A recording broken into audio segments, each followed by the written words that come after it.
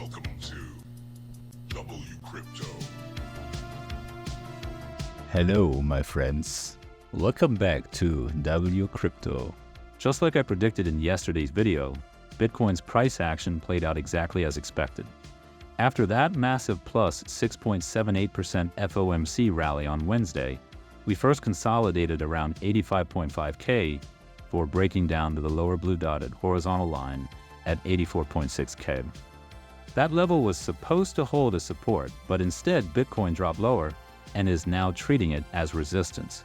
It already tried twice to break back above, and as of the time of recording, it looks promising that this resistance could flip back into support.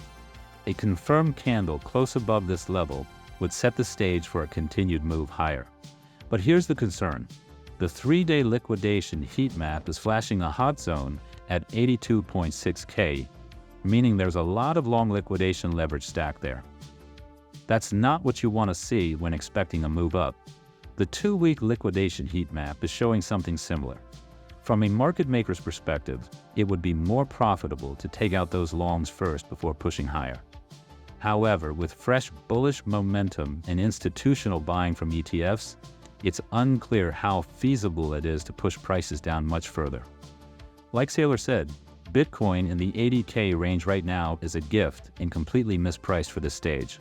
All right, so the idea that you could actually buy Bitcoin at 80,000 right now is a joke. What I said is, when the bank lets you buy it, when Bank of America lets you buy it and you can just order it and buy $1 billion at a time, it'll cost you $1 million. And when the bank, when your traditional banker recommends it to you, because it's growing 20% a year and it's risk-free in their opinion, it's going to cost you $10 million. And so you can wait until it's easy and risk-free and you'll pay 100 times as much. Or you can do the research and jump through a few hoops right now for Bitcoin and you get a 99% discount.